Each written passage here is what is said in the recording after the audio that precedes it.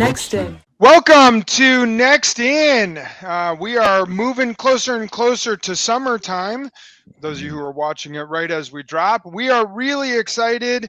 We have Tyvic Stallworth, who currently is doing some amazing things in his own right in the gaming space. Is a technical combat designer at Sucker Punch, has been a part of some really major projects that I'm sure you guys have heard of, things like Call of Duty, Last of Us, etc. And really excited to have you here. Even more so for those of you familiar with Tyvik, based on what he has done on YouTube and other channels in terms of bringing and helping people along in the industry, which is really what this podcast is all about, is to deliver as much information for people out there who are in gaming, technology, etc., and trying to break into the space. We like to bring in rock stars like Tyvik, but Tyvik, even going further, the reason why we're so excited to have you, it's not just you're a rock star in the industry, you're a rock star in the industry who's spending a lot of your own personal time trying to give back and helping people along in the industry, which is what we're doing. So if you guys are interested in stuff like that, or Tyvik or whatever, like this, subscribe to it, comment, whatever. And we will, as we go through, we'll start to give Tyvik some opportunities to kind of tell you how to find him on YouTube and so on and so forth. But why don't we start off, Tyvik, why don't you give your introduction? Tell the audience, what you're up to, what you've been up to, and so on. Gotcha. Well, I'm Tyvic Stallworth. I'm a technical combat designer at Sucker Punch. I've worked on The Last of Us Part 2 at Naughty Dog. I've worked on Warzone at High Moon Studios, and now I'm at Sucker Punch. All within 5 years of being in the industry. And one particular thing that speaks to me is that it was hard as hell to get into the industry. After I graduated, didn't know what to do. Went back home, felt like a loser, didn't want to talk to anybody. And like the shame of going back home and like having to look in my mother's face, like, okay, my son is a failure. She didn't say that, but that's kind of how I felt. So you saw it in her eye. It was there. Like I spent all this money to take you to school, and you're just coming back and you're still chilling in the house. So and going to SCAD is not like a small deal. Like going to SCAD is not a small deal. You know what I mean? No. Oh yeah. I sold like a portion of my soul to go there. So I do want to give back. It is difficult to know how to get in. And then I didn't have the tools when I tried to get in, but I worked so hard and bashed my head against the wall so many times just to figure out the right way to go about things. And there were some people along the way that helped me, kept me in the right spot. And so now that I have this knowledge, I do want to spread it. I do know the darkness that goes through your head and the depression that goes through your head after you graduate college and you really don't know what to do. And colleges don't really prepare you for that aspect of, mental fortitude that you need when you do graduate and you do try to get in. So I'm empathetic for the people that's going through that because I went through that. So now that I've been in the industry, I'm established. I want to still speak from that place of being lost and confused and depressed so that I can get it through to people that, hey, you have to put in hard work. You have to put in the hours. Games are getting more complex, but our curriculum and the way that we go about teaching these new people who want to be a part of the industry, they're not getting the tools or the knowledge that they need. So that's actually something that I would personally like to chat about a little bit, which is like, again, you went to SCAD, like the Savannah College of Art and Design is one of the best art schools, arguably in the country, right? I mean, I think everybody says it's number one, it's number two, it's number one, it's number two, whatever. We can argue where it's at, but it's in the top 5, right? And so there's a lot of people that are like, if I get in, this is my golden ticket. Like, this is my golden ticket. This is how I do it. It's going to be easy peasy. And it wasn't, right? Like you went through it. You're like, this is my golden ticket. I'm going to be able to get there. Like if you were to like speak to you, back in 2013, where you were like, I got my golden ticket, 4 years, I'm in gaming. It's going to be easy. Like, what would you go back and tell that version of yourself? Like, what would you do to have set yourself up for success? So you could have been like, early prevention, right? Early prevention is the best thing that you can do, which is like, how could you go back to 2013 version of you and go, this is how you build to be successful. This is what you need to do while in school to set yourself up for success. So you don't have to go through that wave of depression. So you don't have to go and have like this identity crisis or like this feeling of, I don't know, what do some people call it, is like imposter syndrome. You're like, holy cow, it should have been easy. It's not. What would you have done 2013 to make sure by the time you graduated, you were set up for success? Gotcha. Oh, there's quite a few things. I would tell myself, don't rely on the coursework to be your staple project at the end of college. Now, I did do stuff on my off time. I did game jams. I done personal projects with a group of friends of mine. But I was fortunate to have a group of friends that just was like, hey, let's make a game. Let's do this. Let's learn this. I had a lot of naturally curious people that I surrounded myself with. But there was no like overall goal of what do we want from this project? Where is that going to get us in the long run? So when you're going through college, it's like, what are you doing in the moment that feels like you're doing the right thing? But you don't have that idea in mind of what can this become? How is this going to help me in the long run? And I wish that, if I was telling myself this right now, I would be like, have a goal in mind. Make sure you know which title that you want to go towards. Research the companies that you want to work for and see what they're doing. See what you're capable of right now. And then see what technology, software, principles, and techniques you need to learn, and then reach out to people on LinkedIn. Because you've done a variety of stuff, right? So you went from Naughty Dog, which is like more narrative driven, a lot more cinematics, a lot tight knit kind of combat stuff. Then you went to Call of Duty. The combat's radically different in a lot of different dynamic like ways. And then you went back to Sucker Punch, which in a lot of ways, like if it's Ghost of Tsushima or anything else, I kind of mirror that back, Sony driven, narrative driven type of stuff. I mean, how could you have, again, back to 2013, been like, what are the tools that you could have used? What were the resources that you could have had that you now know that you have, but you didn't at that time? And then what do you think you would have convinced your friends to help build to help you get to a Sony driven studio or an Activision Call of Duty driven studio? Like, what could you have done? That is a really hard question Yeah. to answer. A little bit of backstory. I got my start into more combat related things when LittleBigPlanet came out. I was fascinated with that game. They had a built-in game engine into that game. And then they went further with visual scripting in LittleBigPlanet 2. So that was my first exposure to a game engine. I think Unity wasn't really doing like a free thing and Unreal wasn't really doing a free thing. And I didn't really know about those game engines. So I plugged into that and I got interested in combat very heavily. Like I'd wake up at 6 a.m. in the morning and then spend all day just crafting and creating combat stuff and then look up at the clock and it's 3 o'clock in the morning. And then I'd get 4 hours of sleep, wake up and do it again. So that was kind of like my passion with going towards combat design. But that didn't necessarily translate into, oh, I can be a combat designer in the industry. It's just go ahead. What I keep hearing, and actually Shane, in my background prior to getting into recruiting as a specific job, was we worked in a company that was doing what we called experiential learning, right? Which is in a lot of ways what you're saying, which is great. I went to SCAD, I learned all this stuff. I was having fun playing around with it with my friends. I'm what I hear, whether right or wrong, almost for everyone, whether you're in the video game industry or you're in the legal industry or you're wanting to be a doctor or whatever it is, it's that idea that colleges are not necessarily giving you experiential learning. Like you said, don't rely on your courses for your project, right? Your experience, they're going to teach you some of the technical stuff, but not actually experiencing it, doing it, and having something to show that you've taken this coursework and actually applied it. Mm-hmm. And then you made a comment where you're like, I was fortunate enough to be around friends that were curious enough to do things that you liked to do. Whether it was a unconscious decision or a conscious decision to surround yourself, like, are there resources? Are there ways for people to try to get involved that you have found or you've heard of since starting in the industry that, if somebody doesn't find themselves fortunate enough like you, where it's like, these are the things you need to do to be able to try to be around a group of people that are going to help you succeed? I think right now how accessible other people online are. Like people want to make games.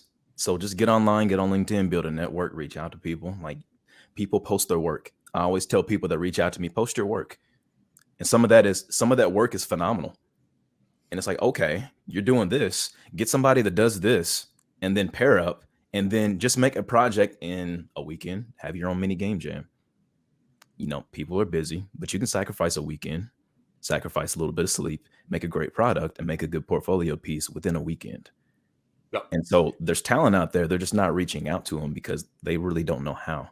It's like this arcane void that you just don't know what the possibilities are until you're just like, oh, somebody puts it in your head, reach out to somebody. It's like, oh, I didn't think about that. Like, I think it's crazy how much is on Reddit. I think it's crazy how much is on ArtStation. I think it's insane on like how much is just in Facebook forum groups. Like if you join like a Unity engine specific forum group, like some of the mini games that they're shipping, if you just say, hey, I'd love to help you, people are like, oh yeah, I guess. Yeah, that'd be cool. Like not doing this alone would be awesome. Or a Unreal Engine 4, Unreal Engine 5, like it's free, it's accessible. There's so many different like layers of communities out there that are just like, yes, I want to get involved. Yes, I want to build this cool little side project. You could go to a GitHub and see like open repositories and just deconstruct stuff. And it's to me like this idea of like open source community, open modding, etc. has been absolutely incredible. Mm-hmm. And it's kind of a double-edged sword because of so much knowledge and so many possibilities and so much that you can lean into that it's like, where do I start? Yeah, like what is the right way? And that's one of the questions that I get a lot is like, I don't even know where to start. I can do this, I can do that, I can do this, I cannot do that, I cannot do this. It's like, just please tell me a path that I can go down that's going to guarantee me a job. And every situation is different. Everybody gets in a little bit differently. And going back to your question about what would you tell yourself about, better to prepare you for the jobs that you're doing right now is do more solo work and do study work. Reach out to people, get knowledge, and then apply that. The truth of the matter is that probably the most fun that you're ever going to have making a video game is when you're in college because you have full ownership over what you do. You get into AAA, you're going to be doing like a tiny segment of a bigger project that's going to, come together and create this beautiful thing. But creating a student project where, you get a group of friends or, other students and you make something that is drastically different from the work that you're going to be doing in AAA. So what I would say to my younger self is probably dive more into or just create more projects on the side. Be naturally curious, get on YouTube, look stuff up, watch tutorials, but also go into Unity, go into Unreal and create like prototype after prototype after prototype. And that's going to better prepare you for the industry because you can do a college project. You're going to be reliant on people. But I think solo projects, they're going to allow you to go more in depth. They're going to allow you to experiment. Like there was one guy that I worked with at Highland Studios. He was an environment artist and, he reached out to me after, we parted ways from there or, he's still there. I believe so. But he was like, I learned environment art in like three months. He was like, I used to be in a completely different industry entirely, but I just got fascinated. And he said, I did want to do animation, but I messed around in Unity and Unreal. And he was like, I've done this environment art stuff and I ended up loving it.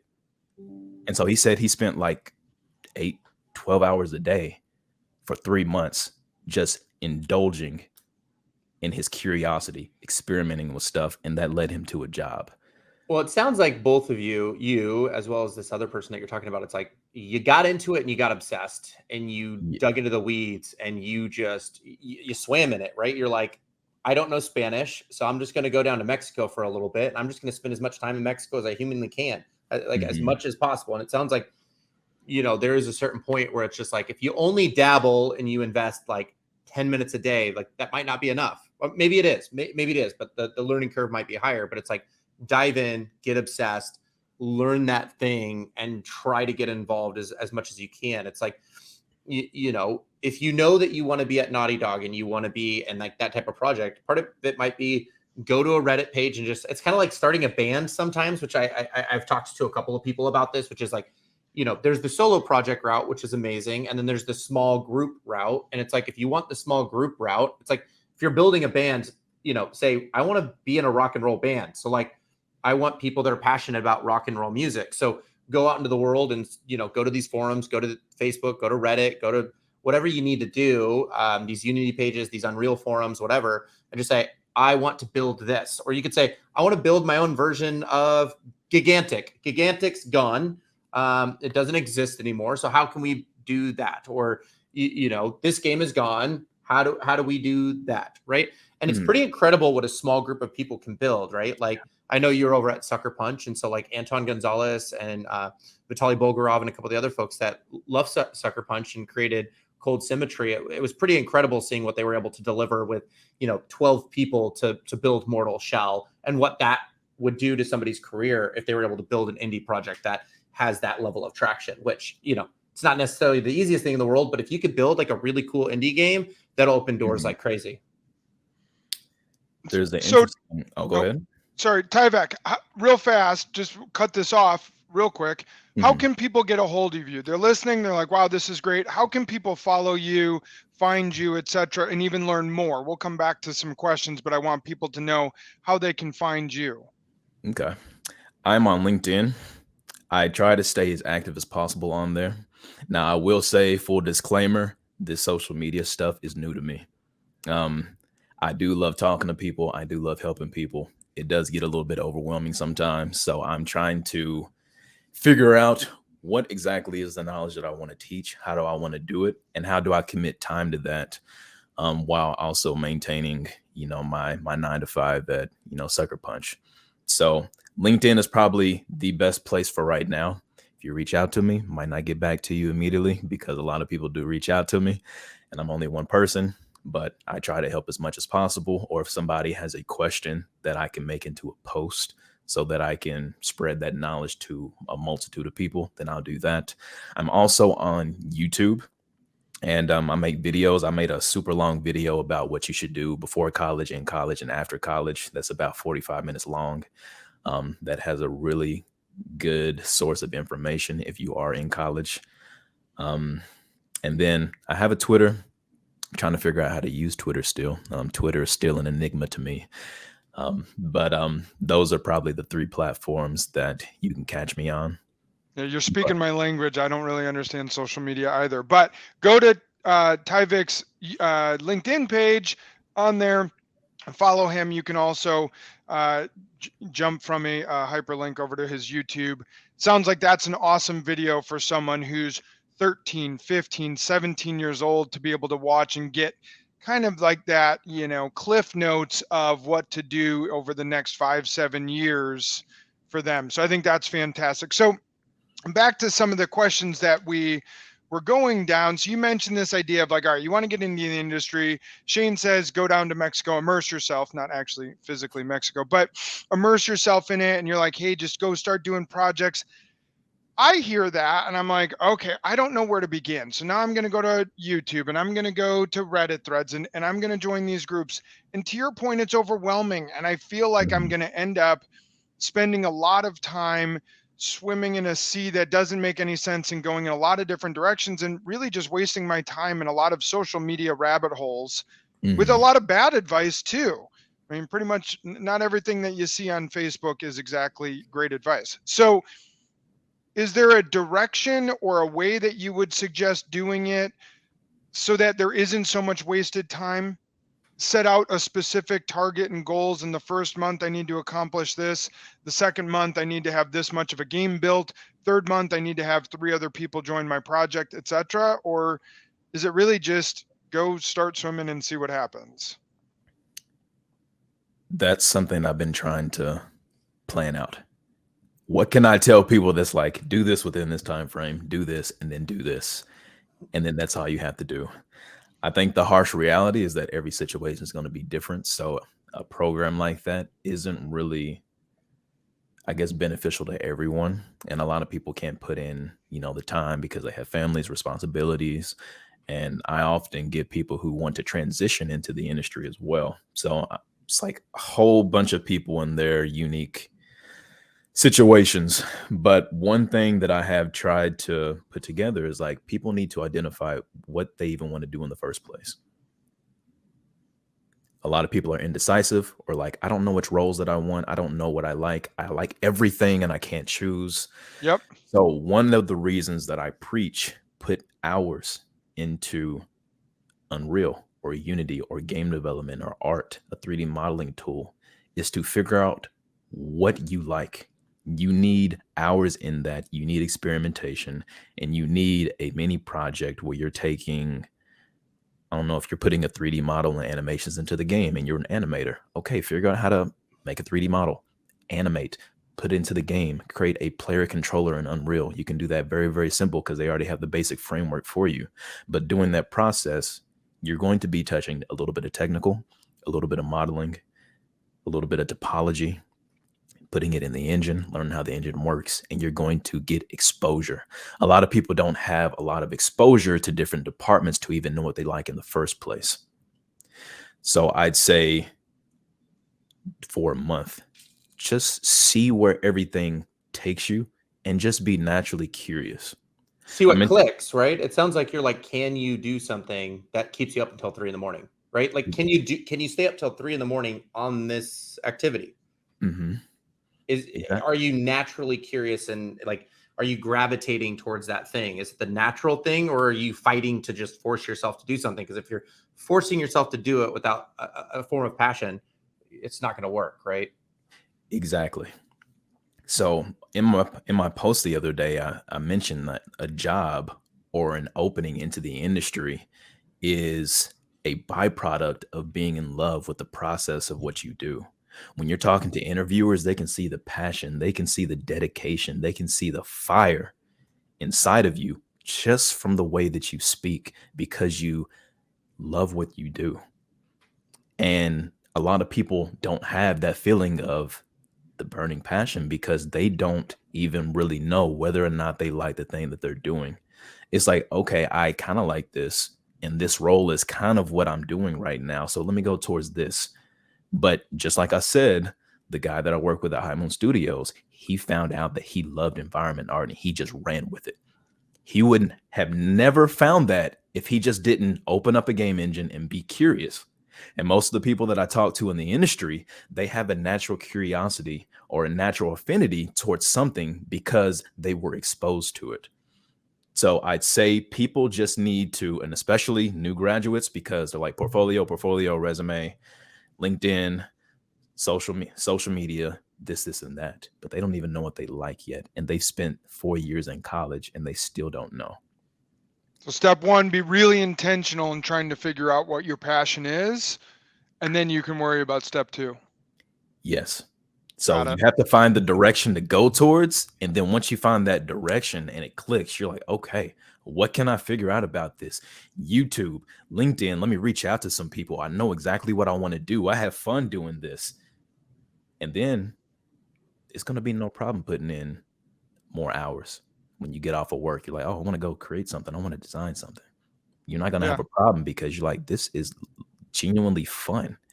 And when I graduated college, I worked on my portfolio for like 8 months straight. Didn't really make any new projects. I made a narrative, a world. I world builded, but I wasn't creating anything. I was so focused on how do I get a job? How do I get a job? How do I get a job? That I wasn't even doing the thing that I loved anymore because I was so focused on that. And I'm sure while you were interviewing, then at that point, you were in a point of desperation and you weren't in a position where you were passionate, right? Because you said, while people are interviewing you, it's easy to see, are you naturally passionate about this thing? And if you are, you light up like Christmas. And they're like, yes, we're going to invest in this person because they're passionate about what they do. I'm sure that there was a point where you were at your lowest, where you were interviewing, where you're just like, man, I just want a job. Just give me a job. I'm ready to do whatever. And people are like, yeah, but you're not like, I don't see that light. Like there's not that sparkle of like, you don't feel inspired. So thanks, but no thanks. I'm sure there was a point where you were like, finally, like, I found my passion. Let me showcase that instead of I'm willing to do anything and everything. For me in particular, the passion was always felt. I just Okay. needed a way in, and I didn't know how. I already had found my craft and what I wanted to do. So that passion was already there. I was just like, how can I get into the industry so I can actually do this? But I'm guessing that I didn't have the skill set. I didn't know anything about self-marketing. I was like, how the hell do I build out this resume like everybody else? And I guess just I didn't know where to look, how to look. And I just kind of withered away for that year. So what do you think happened to get you, I mean, your first job, man, it was Naughty Dog, right? Like, like, or maybe there was something else that we're totally unaware of, but like, it looks like it was Naughty Dog. And so like, that's not exactly the easiest studio like there are people all over the world that are like, that is, if I could get one job, it's that. You got that on day one. How do you break in? How did I break in? Well, I sent out countless. I didn't even send out countless. People online say they sent out, like, I've sent out 100 applications, 200. I didn't do that. It was so tough to just be like, hey, we're going with somebody else. And I just spent a whole day crafting my resume and my cover letter for this company. And I was like, my heart can't take this. I can't do that. I was like, I'm not going to just like submit all these applications to studios I really don't want to work for. That wasn't the way that I wanted to go towards. So maybe it was my own fault that, I didn't get a job sooner, but I was like, I don't want to just spread myself thin and get into a company just because I want to jump into something that I have an affinity for. And that just happened to be Naughty Dog QA. And that job wasn't even supposed to be for me in the first place. I was in Kentucky. I went to school in Georgia, went back to Kentucky, and there was a buddy of mine who was, in my group, and he was in California. And I was like, hey, dude, he was in QA as well. I think he was working at Treyarch. And I was like, hey, dude, Naughty Dog has this QA position open. It's / development support. I know you've been wanting to do development support and get into the designer realm of stuff. I was like, dude, this job is probably made for you. And he was like, man, like I got my own trajectory now. So why don't you apply for it? And I was like, dude, I'm like in Kentucky. Like I'm not there. He's like, hey, apply for it. And I was like, you're right. Let me just do this. And so I applied for it. I had the interview and I told them, I was like, hey, I'm in Kentucky. What do I do? And they was like, dude, we don't care. As long as you can make it to the studio at, 10 a.m. every day and leave at 7 p.m. That's fine with us. He was like, you just need to be here to take the onsite test. And me in Kentucky, I was like, oh my God, like onsite test. And so like literally that weekend, I called up my friend and I was like, hey, they said that, I can take the onsite test. I'm coming to California. Can I stay at your place? And he was like, yeah, let me work some things around and see what I can do. And then I ended up taking a road trip over to California and didn't even know whether or not I got the job yet. Went to the onsite test, aced it, and then got the job. Could be worse places to go vacation. Yeah. So. Yeah. Right. So I guess all in all, it's kind of weird because I think that if you really want to go somewhere bad enough, you'll make the drive. People will help you get there. It's like I took the risk. I made the decision to go, but the people that helped me along the way were paramount to my success right now. But you took multiple risks, right? Like when I hear that story, you took the risk of applying to something that you didn't think you were good for, that you wanted to give somebody else. You took the risk of asking someone to stay with them, and you took the risk of driving across the country. So it's like, I don't know. There's a world where people say, I just got lucky and I got the job at Naughty Dog. It's like, well, not really. That you made some very conscious decisions to fight to show up. I mean, there are so many people that would have been like, oh, on site, can't do it. Like they never would have asked for support. They never would have gotten in the car. They never would have just showed up. So part of it's like, if you can control what you can control and just show up. And that's half the battle, right? Correct. And just a lot of people will cross stuff off because they're like, well, relocation, I'm in Kentucky, I can't do it. And but you wouldn't be where you're at had you not relocate, had you not taken the chance, driven out there, etc., started moving through the industry from a fantastic, Naughty Dog to High Moon and so on. I guess if I can impart a little bit of my bias towards being in the video game recruiting space, a lot of, I think one of the simple answers too of how do I break in, where do I get all these answers, how do I know what the industry is doing, how do I know who's hiring, etc. I'm going to make a strong argument. It's like, talk to recruiters. There are people we talk to who are just open to having discussions with us because they're curious about the industry from we'll call it the HR space or the hiring space.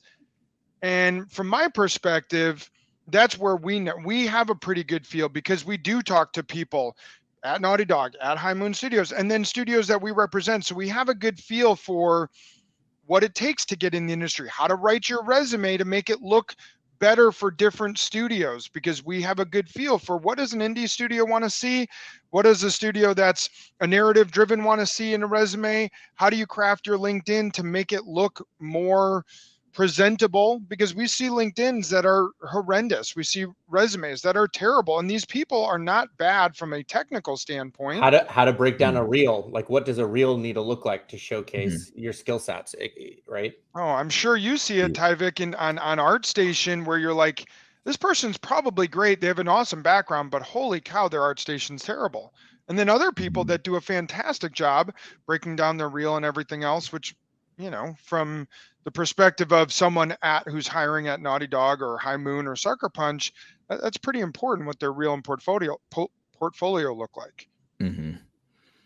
And I agree with you. I tell people to reach out to recruiters all the time because you're trying to get past them. So why don't you ask them, what the standards are? What do they see on the day-to-day? But I think there is a really big disconnect between recruiters and students and graduates, because recruiters haven't, or maybe some don't necessarily do the work that they're doing themselves. So I think the way that I get through to people is because I've been through their process and I know kind of what they're going through, and then people gravitate towards that. So as an industry as a whole, when people get in, they're just like, I'm in, I'm good, I'm straight. And a lot of people don't really give back. People who have been in the industry for 2 years, 5 years, 10 years, 15 years, 20 years, they get involved within the companies that they work for, and then they don't share that information back with the people who are desperately trying to get in. So we have this huge information gap between the people who's already in and the people that's trying to get in. And I'm trying to bridge that, because you can tell somebody exactly what they need to do, but it's like you haven't been through what I've been through. It's like joining us. It's like joining a fraternity or a sorority that have like very secret handshakes to get in, and you're like, "What? How do I even break into this thing? Like, I'm not even accepted." Yeah. Sometimes it's bonkers. Yeah. So if you could give one piece of advice for, think of that senior who's about to graduate, or maybe graduated yesterday or this weekend, right? This weekend's a big college graduation. So you have all these people who are leaving school and they want to get into the industry and they want to get started. What would be your one piece of advice? It's too late. They can't be curious anymore through college. Like, that's done. They've got their portfolio built, whatever. What would be your one piece of advice on breaking into the industry? What is their portfolio quality? Are they hireable? Be curious, build it yourself. You said it multiple times at the beginning, which is self-study first, build a personal project. If you can, get into a group. But step one is find your passion, build your portfolio, get obsessed. There's free tools. Unreal's free. Build Unreal, build something in Unity, use those tools, showcase it, and then apply to the studios that are either an Unreal studio or a Unity studio, and recognize where your skill sets are. Invest in one, dive into one, and then and don't spread yourself thin. I think that's a big piece that I heard from you, which is don't spread yourself thin. Don't apply to 100 studios. It's like really build and be curious around building for 10 studios, and then drive it and force yourself in and just network and just show your passion And if you end up becoming a QA analyst, or you become a community manager, or you get something, it's like, there's your foot, and then start asking for side projects. I have to assume that you got into game design because you raised your hand eventually, and you eventually said, yeah, I've been here for a year. Or you're like, hey, you're a friend of mine. Help me learn what you're doing. I'm going to learn that on the side while I do my QA job. I'm going to do my QA job, but I want to learn how to be a designer. Help me do that. I mean, that's an assumption. I don't know. I'm putting words in your mouth, but like, you tell me, did that happen? You're like, got my foot in the door. Now I'm picking my direction and asking for help internally. Okay.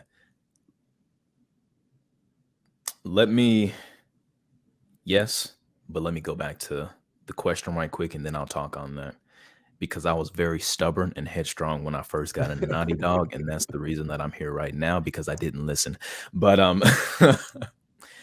the one thing that I would tell people once they graduate, there's no turning back. And then that question is, are they hireable? Was an actual question to you all. Give me that predicament. Are we talking about people that are not hireable, or the people that are hireable?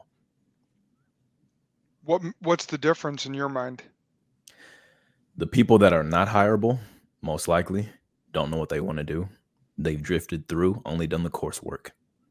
So Shane, everything that you just said about be naturally curious, identify what you like, do projects, and then don't spread yourself thin. That's exactly what they need to be doing, but they need to do it double time.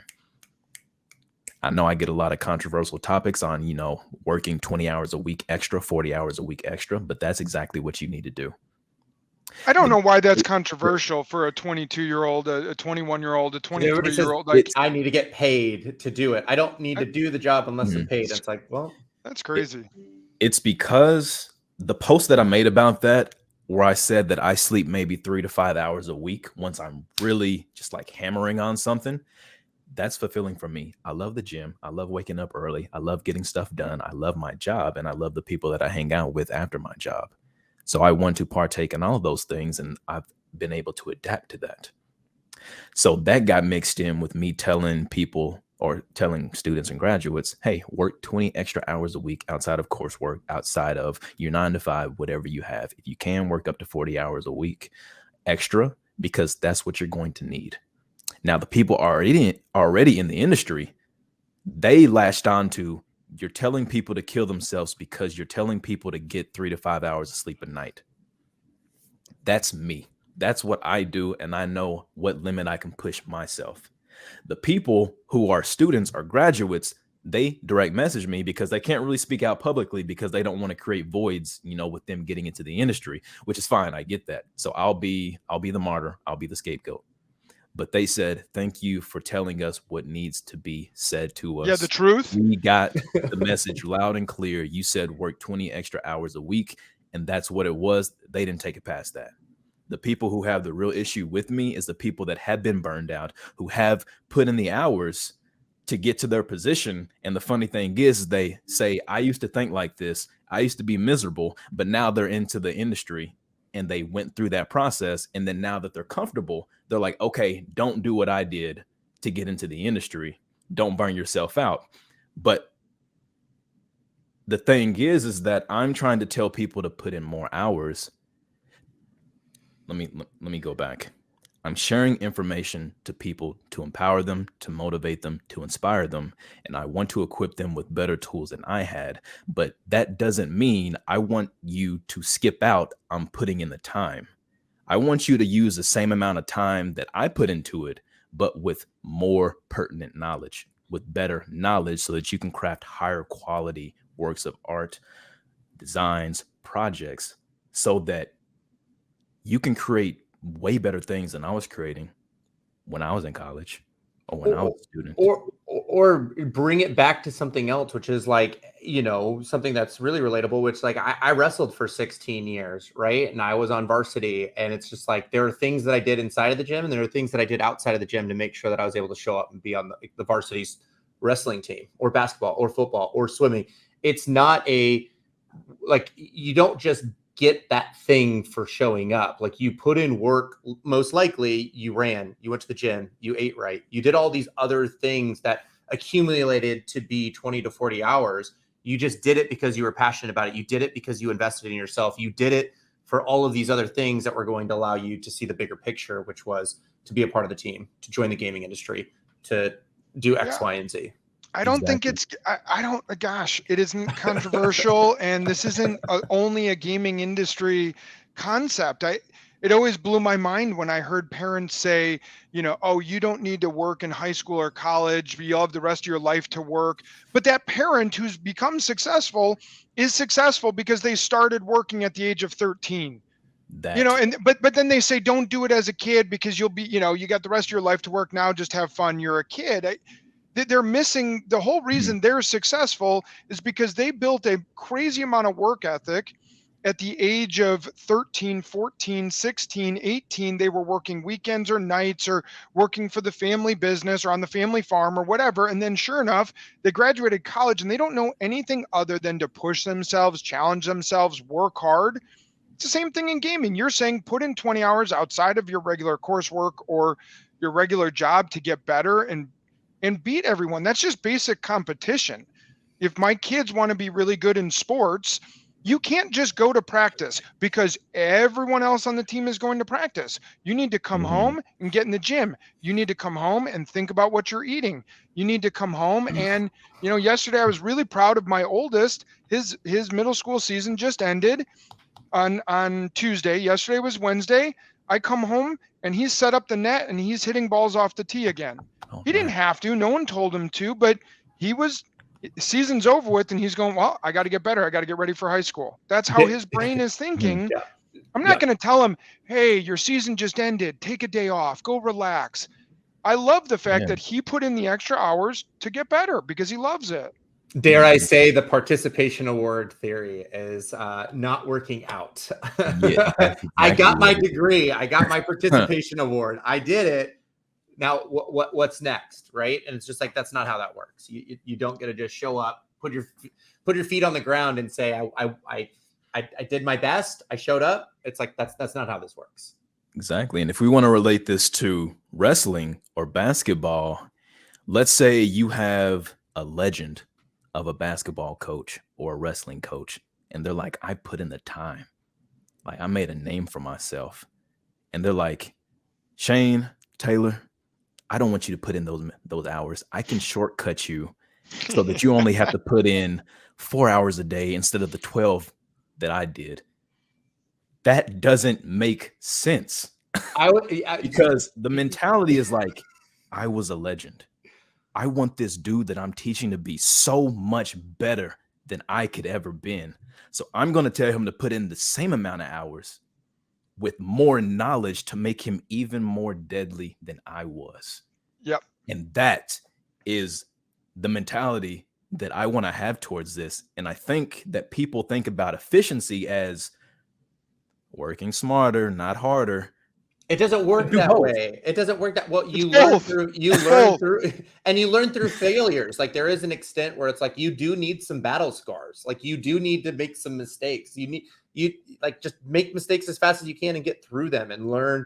And if you could avoid them because you have a guide, like if you have that legend that goes, here's your path, work this hard, but avoid these mistakes, and you get to tune that up front, hell yeah. Like that's the ultimate goal, right? But you still got to put in the work. You still got to put in the effort. Like you still got to just do it. You know, I would like Shia LaBeouf, like in the background with the flames, and it's like, just do it. Like get it done.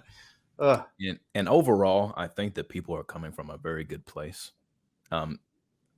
I don't really care about people's feelings when I tell them information. I don't care. I just care about helping people out and telling them what they need to hear. But it was interesting. One guy commented on my post recently, and he was like, I think that we probably shouldn't be advocating more hours towards something, but hours of efficiency over how many hours you put in.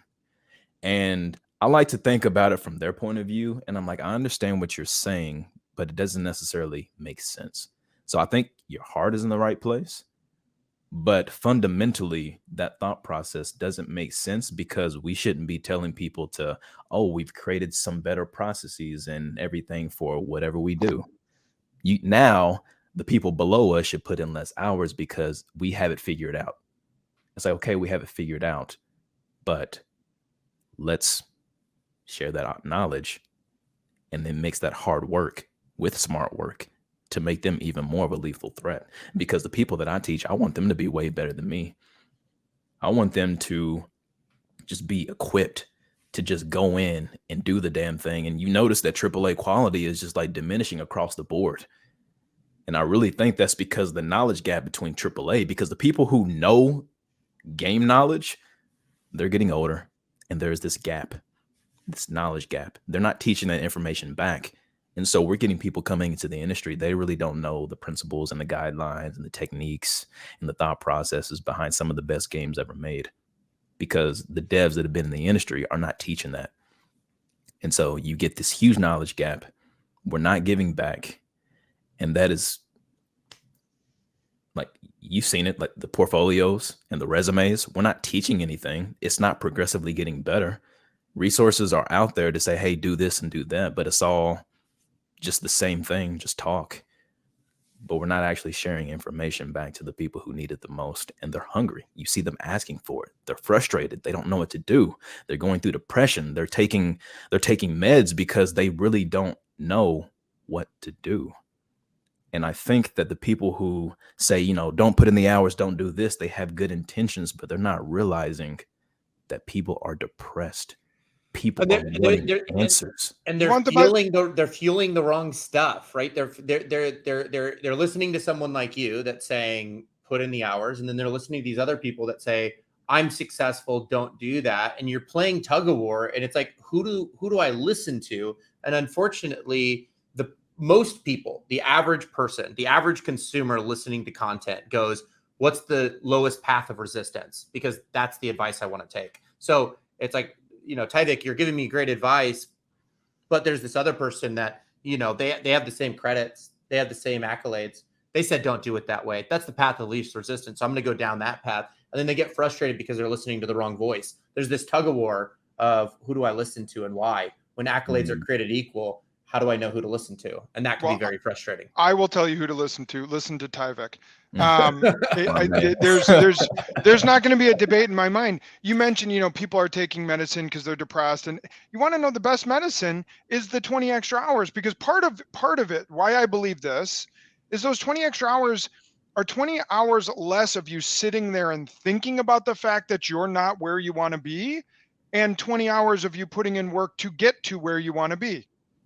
I mean, that to me, there's something about if I stay busy, and I'm not saying busy just to be busy, but if I'm staying busy and I'm working towards something and I put in those 20 extra hours, I get to go to bed, go to sleep, put my head on the pillow, feeling good that I pushed myself to get better and feeling like I learned a little something, even if it was learned what not to do because I played around with the game. And yeah, today I spent 10 extra hours building something and it didn't work out, but I learned, wow, that's not the path I need to take. In business, some of the best things I've done in business have been my failures, have taught me, hey, don't make that mistake again.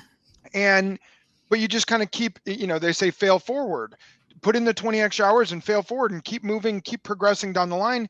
That's the best medicine is, you know, yes, I don't advocate to burn yourself out, but this idea that put in the 20 extra hours a week, you know, maybe spend a little bit less time wasting time and work towards what you're passionate about and getting better and building your portfolio and doing all of those things.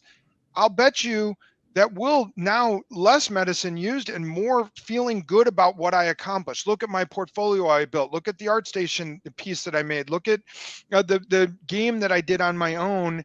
Wow, that brought me a lot of happiness. Wow, I feel good about it. And I got a little bit closer to my goal of breaking into the industry. So I will support every time you make that post. And I want to get into a couple of little personal things. And I will say, you started this off saying, man, I went back home and I was like, my mom probably looked at me like I'm a loser. I'm telling you, your mom, if she listens to this, and if you're listening, please like this and comment on it. I promise you, she heard that and goes, nope, he's not a loser. That's awesome. Because that to me, like when I hear that from you, I'm like, wow, you were raised right. And someone taught you, hey, push yourself, keep working hard, keep working at your craft. It'll be fine. Keep failing forward, keep moving down the line, keep building yourself. I think that's fantastic. Like that is like, to me, that is the kind of stuff that we need to preach more, game industry or not. We need to teach people to go find what you like, and you want to break into industry and you want to move through the industry quickly and so on.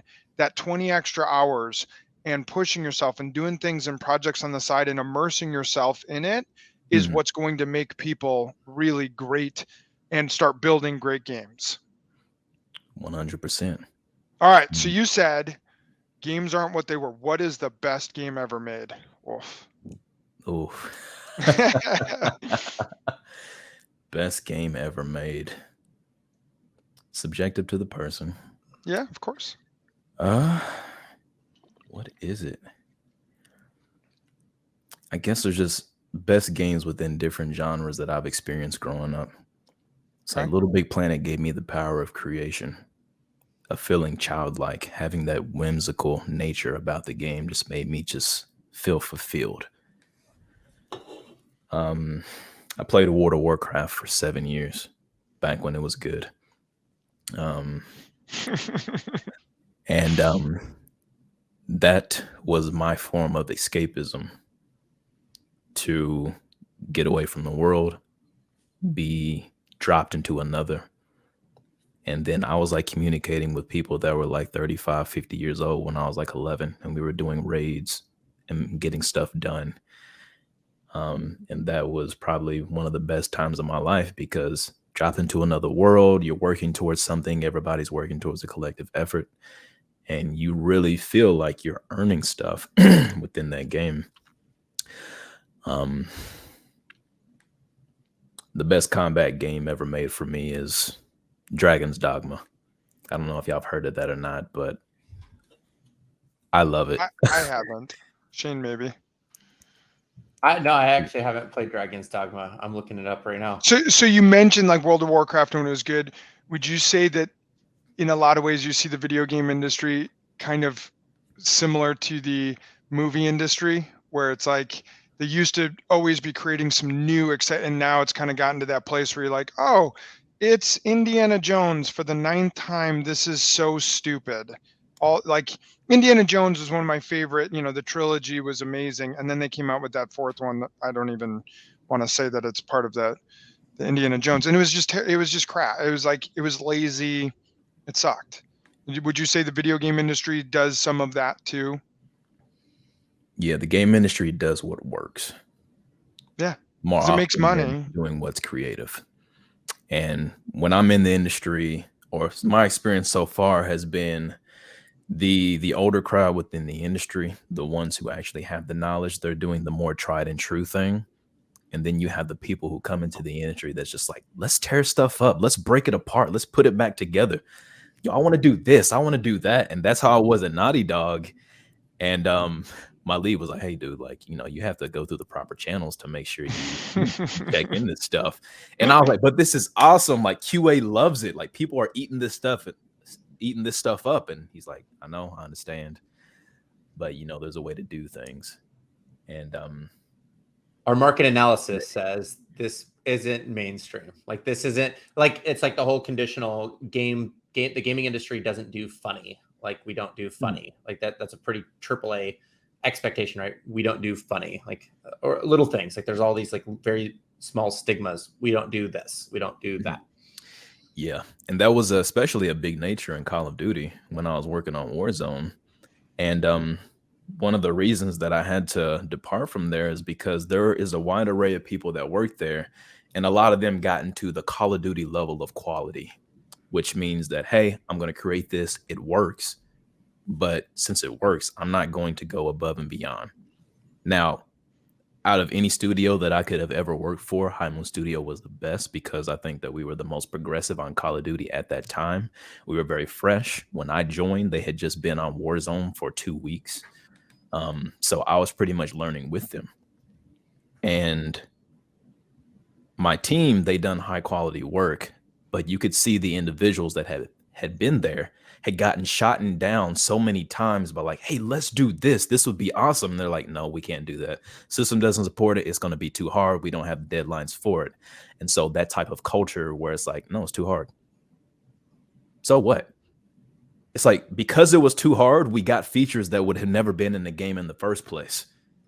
Like all the top games that have been made, people grinded, put in the time, crunched. You think Witcher 3 or Red Dead Redemption 2 could have been made without crunch? No. It's like the crunch culture of people being passionate and putting in the work and putting that final ribbon on their work that comes from crunch and putting in extra time. There is a limit to that, I will say. Like at Naughty Dog, they talked about the crunch culture. People genuinely at Naughty Dog wanted to do their best work.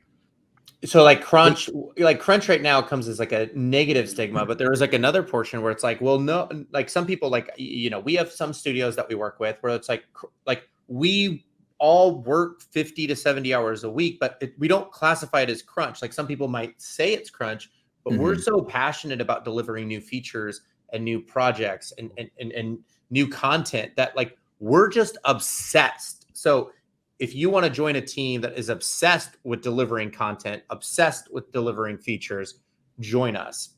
But if you're not and you just want to show up for a paycheck and do your 35 hours a week, it's not going to be a good fit. And some people will hear it as a negative where it's like, oh, you guys just crunch 24/7. It's like, no, we're passionate about our craft. We love delivering content and features for our end users. And because of it, we invest additional hours that other people are unwilling to do. But we're a team that is passionate about our content. Yes. And I think overall crunch is a result of people being passionate, but not being told to stop being passionate. But how can you tell somebody to stop being passionate? Of course, crunch comes from mismanagement, miscommunication, stuff not getting scheduled correctly as well. But people really do want to see the game succeed. And you'll notice that all the best games who have the most vivid worlds, there was crunch culture on that. And while I don't advocate for crunch, and I advocate for, you know, making sure your mental is strong, making sure that you take care of your family during that time, not once have I been through crunch.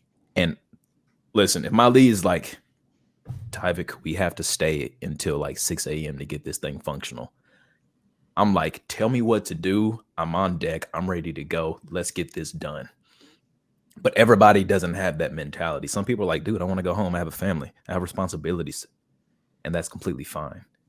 But me, I'm like, I will stay here for 3 days straight just to get the job done. Just because I have passion in the craft that I'm working on. It doesn't matter. Like at the end of the day, if I don't do what I wanted to and the game releases, then I'm forever going to be like, damn, should have done that. Should have done that. It would have been so much better. But overall, I think there is a smart way to go about crunch to not let it get out of hand, and a lot of communication. Every studio that I've been at has some form of communication that just isn't up to par in some area. And I think that's just the way that it goes. But I do think putting more time towards something shouldn't be seen as a negative as long as you're not destroying your mental when you're doing it. Yep. And most of the time, your mental is destroyed if you're not passionate about what you do. If you're grinding on something that you shouldn't be grinding on and you're showing up every day with something that's miserable, it's a different type of that type of crunch is not helping anyone. No, not at all. Amen. All right. So let's finish off with our favorite question that we ask everyone. We talked a little bit about the movie industry. We know your favorite games. What is your favorite movie? Ooh. Of all time? Of all time. Of all time. There's a lot of judgment that's going to happen based on this. Okay, got you. I gotta say, one that sticks out to me vividly is Toy Story 2. Wow. Interesting. Yeah. It was just,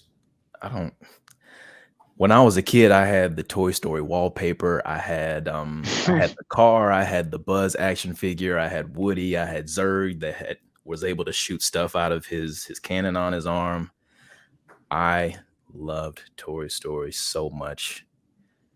Was Toy Story the first real cartoon that what is it that Pixar made? Was Toy Story their enter into the market? Because Shrek and all those things that's DreamWorks kind of came afterward. But Toy Story was, I remember, I was probably a little, I am older than you, and was one of those that even if you're 25, 35, 45, 55, it was a fun movie for an 8-year-old and a 58-year-old. Like, it did a really good job of being humorous to almost all audiences. Yep. Google says Toy Story in 1995 was the very first ever Pixar film. Yeah. Yeah. I'm surprised you went with Toy Story 2. I think that's the one that I got introduced to. Okay. But overall, just like the whole series, well, Toy Story 1 and Toy Story 2 will always hold a special place in my heart just because it was great comedy, great characters. The plot line was funny and not serious, but also serious from like an adult perspective as well. The thought of like growing up and having to leave behind, you know, your childlike state to do adult responsibilities, like all of those heavy hitting themes, like hit pretty heavy for, you know, kids who, you know, had to give up their toys or, you know, that's what it's going to be one day. So I just think it hit a lot of the right notes for a wide group of people. And there was just something so like you can feel the passion and the charm within the characters and the voice acting and the way that the animation was. So yeah, that movie sticks out to me more than anything. So that's actually a really, really good choice. Makes me think like, wow, I kind of want to go back and watch that. Yeah. Toy Story. Yeah. As my kids are getting older and we're not watching movies like Toy Story anymore, I'm like, oh, maybe we need a family movie night and watch Toy Story. Yeah. That's a good one. All right. Well, hey, Tyvik, thank you so much for joining us again. How can people need to get a hold of you? Go to LinkedIn. You see his name, find him on LinkedIn. On LinkedIn, you can go follow him to YouTube. And Tyvik, this was awesome. Again, for those who have enjoyed this, even if you haven't, doesn't matter. Subscribe to our YouTube channel and check us out at our next in. Again, thank you so much, Tyvik, for joining us. Thanks for having me. Next in.